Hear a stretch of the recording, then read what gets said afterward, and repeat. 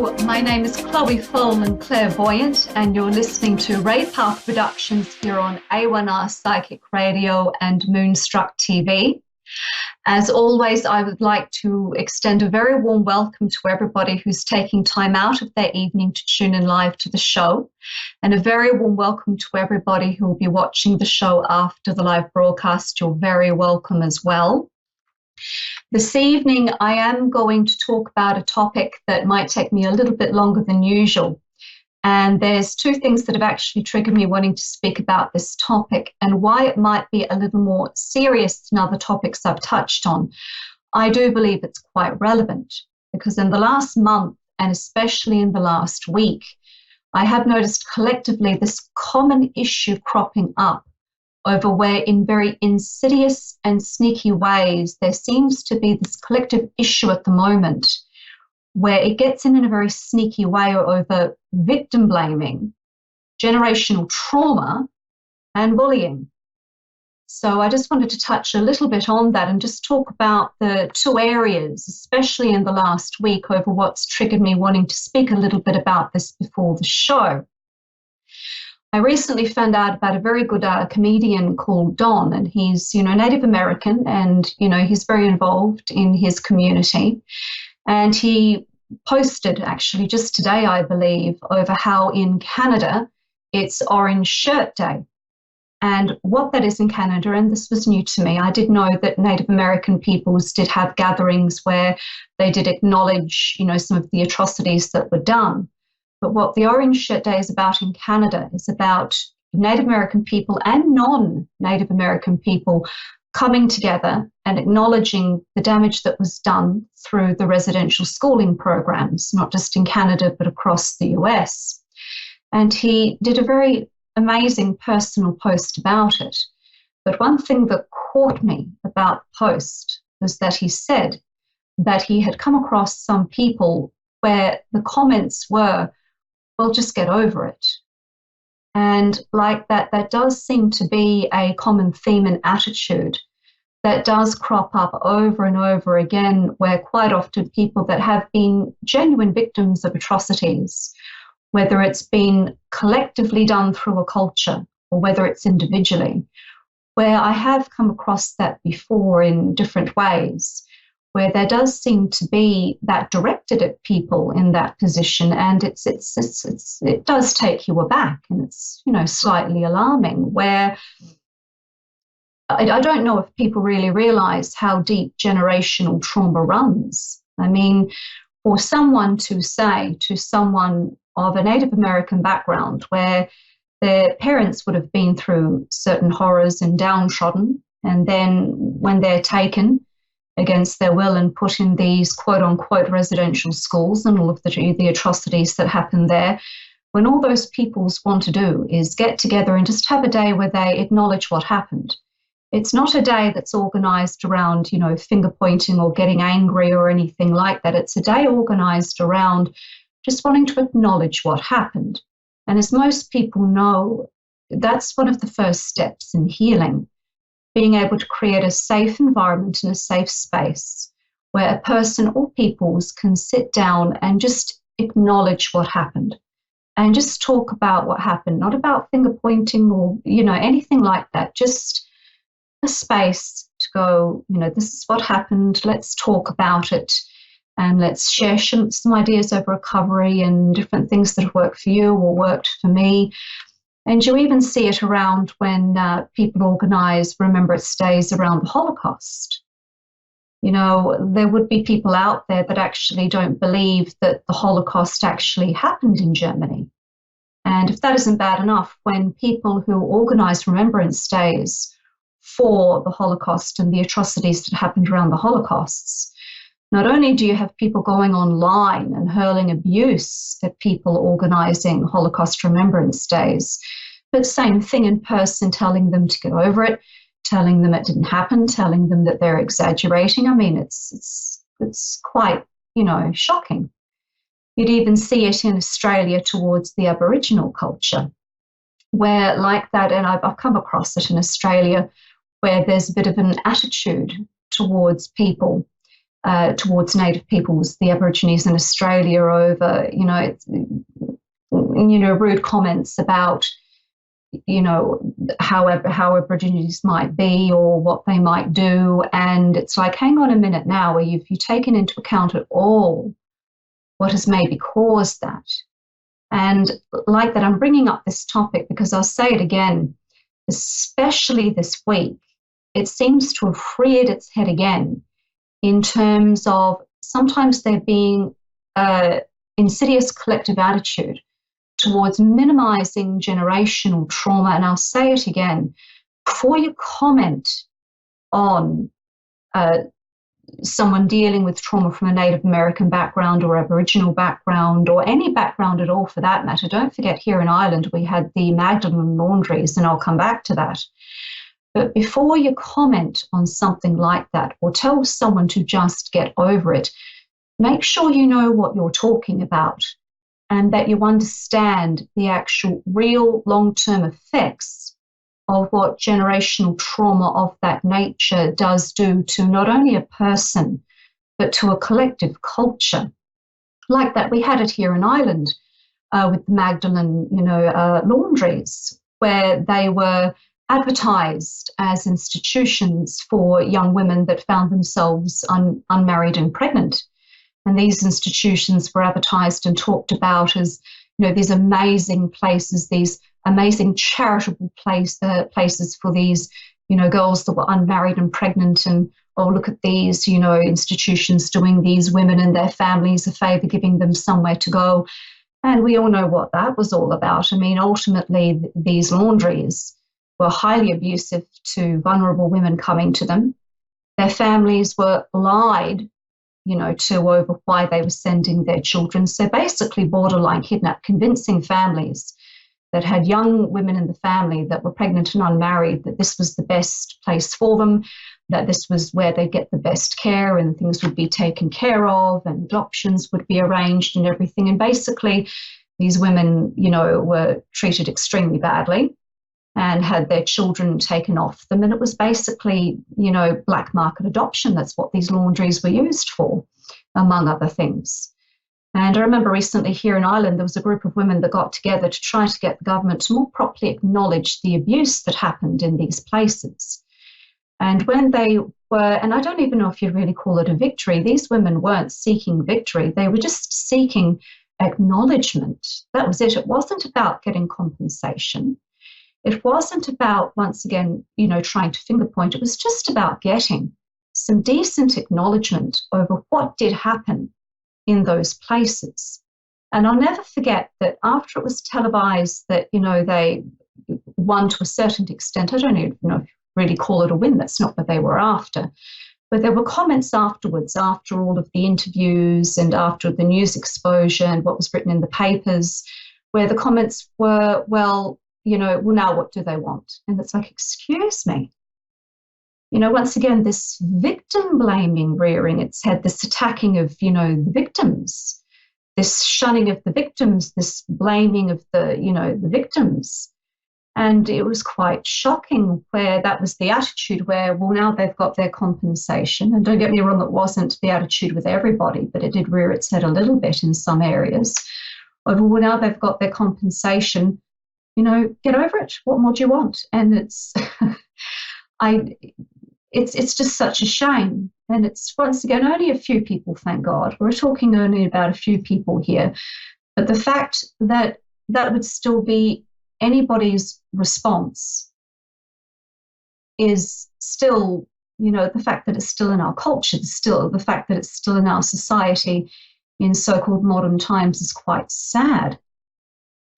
Like that, telling someone who's suffered that type of trauma or that type of abuse in any way, shape or form to get on with it, or now that you've had some kind of court case win, what's your problem, is exactly the same as telling someone suffering from mental illness to snap out of it. I mean, that's another taboo that's reared its head this week and collectively in the last month. If someone could snap out of it, then it wouldn't be mental illness. So like that, what's also triggered this and triggered me wanting to discuss this at the start of, Ray Path Productions. And the other incident that's triggered this is in the last week, especially on Facebook and social media news feeds, I've noticed this deluge of abuse hurled at this Swedish girl called Greta. And Greta is a Swedish environmental activist. And basically, there are all these derogatory and vile posts being shared over her. And all this girl simply wants to do is raise awareness over global pollution issues. And like that, she's being used to target and hurl abuse at, people that don't believe in global warming or climate change. And like that, I really don't care if someone does or does not believe in global warming or climate change. That's not the issue. What I'm floored at and shocked at is that people are now starting to bully a teenage girl who at the core of it just wants global pollution addressed. I mean, that's it. And like that, I would implore people to please stop sharing such vile posts. And like that, please remember this is a teenage girl. And more than that, I don't know if a lot of people are aware, but she is on the autism spectrum disorder. So my goodness, are we really at that place in society where there are people sitting down, taking the time out of their day to create vile posts around a girl who just wants pollution cleaned up globally, and sharing those types of disgusting posts and making fun about it, rather than sharing posts over how to clean up environmental pollution, rather than sharing ideas over cleaning up environmental pollution. So before I take my first caller, I would just implore people that while you cannot change the world, changing the world really just start with examining individual attitudes. And while I do understand that people at the moment are collectively very stressed and stretched very thin, next time you read in the paper about a man who's being domestically abused by his wife, don't laugh, because that's another taboo and another form of victim blaming.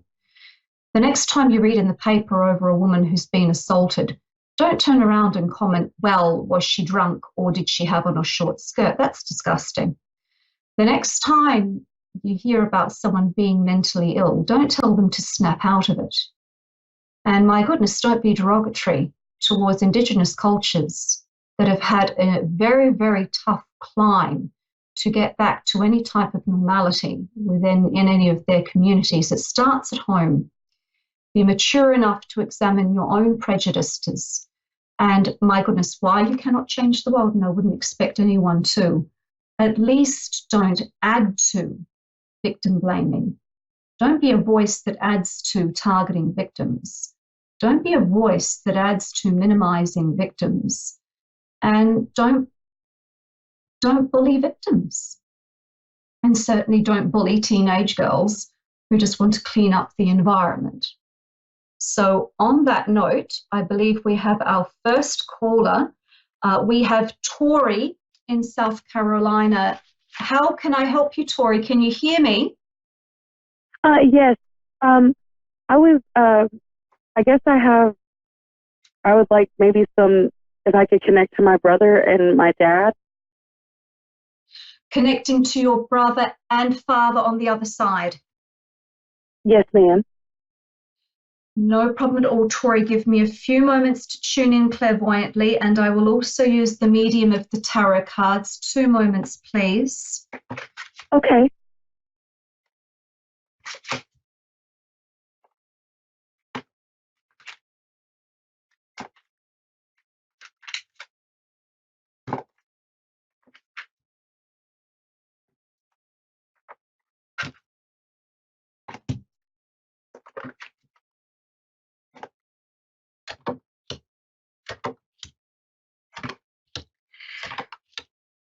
Now, Tori, I've just drawn some cards as well, and I'm just tuning in to see what images and pictures they choose to share with me.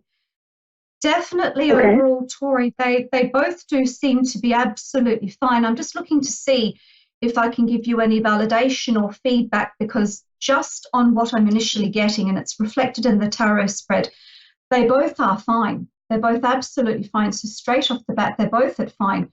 They're both at peace. And like that, I'm not seeing that there's any outstanding unfinished business here either. I'm asking both of them, is there any unfinished business? Is there anything that's been left unsaid or left undone? And I'm definitely just being validated that it was, even though obviously when a loved one passes, it is not pleasant. But in terms of them transitioning smoothly and transitioning, peacefully, that all seems to be fine. And they do both seem to be at peace in that respect. Definitely, though, what I am getting is with someone who is here living, and this could be you, Tori, this could be relating to you. There's definitely someone who is looking to make a fresh start. And what they are showing me is that person who does want to make a fresh start, and this fresh start seems to be more planned for next year. So, because I have the Ace of Wands card here, which do represents a fresh start. So this would be around, we've got, we're just into October, September.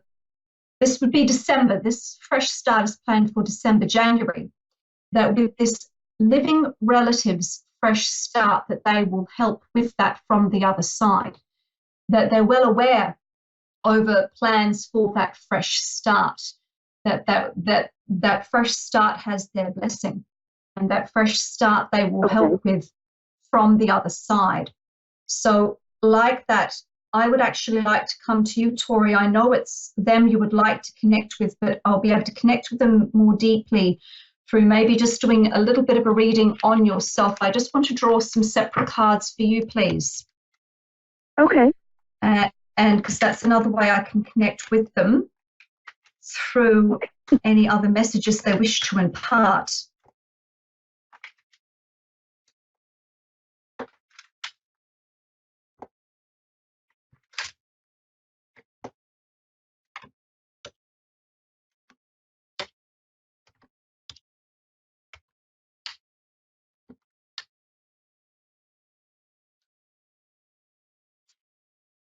This does seem to be related to yourself, Tori. So, Tori, this is what I'm getting for yourself. With the fresh start that you're planning, is this around, it seems to be around two things. Is this around money, career, and to a certain degree, are you looking to not move now, but move down the line? And the reason I'm bringing this up is for you. Yes. I have the Nine of Pentacles and the Knight of Swords. So whenever I have the Nine of Pentacles, it shows a woman working towards her own independence financially. It shows her wanting to create a home and a space for herself. That's what she's always wanted. And the Knight of Swords always relates to being careful over contracts being signed when it's around work and, purchasing property and around reorganizing finances. So it definitely seems to be you've got some very big plans that will be starting in December and January. And this is what your brother and father were showing me, meaning they are going to assist with this from the other side. They're well aware over this fresh start you're trying to make, that it wholeheartedly has their blessings, and they will help you with this from the other side. So this has their blessings. This 100% has their blessings, and they want this for you, and definitely will do everything that they can to help move this forward for you and help this to be smooth. Okay, I can take all of that.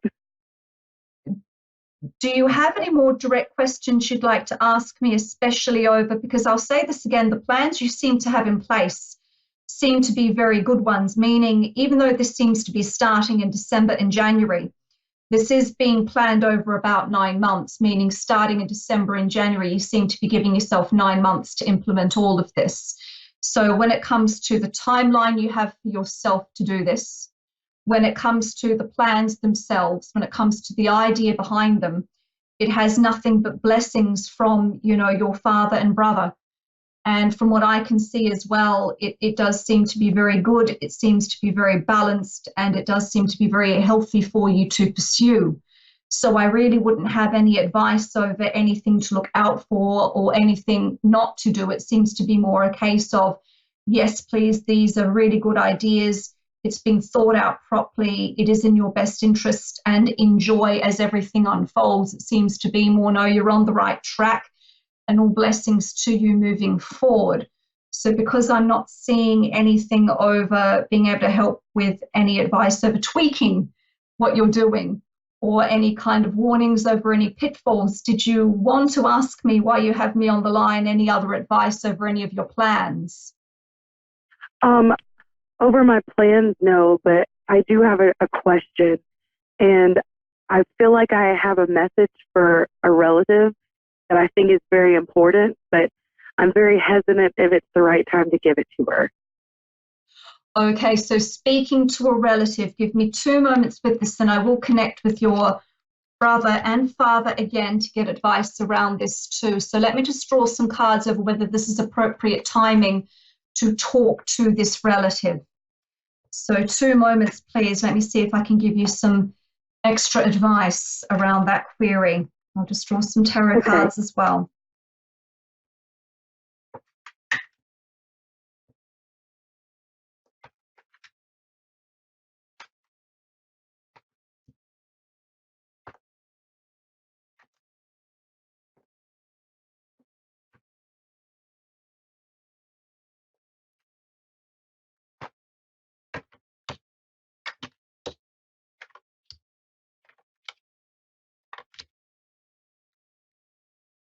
It might be an idea to definitely leave it until later in October, maybe early November, to have that talk. What I am being shown is I do believe the discussion that you want to have will come up spontaneously.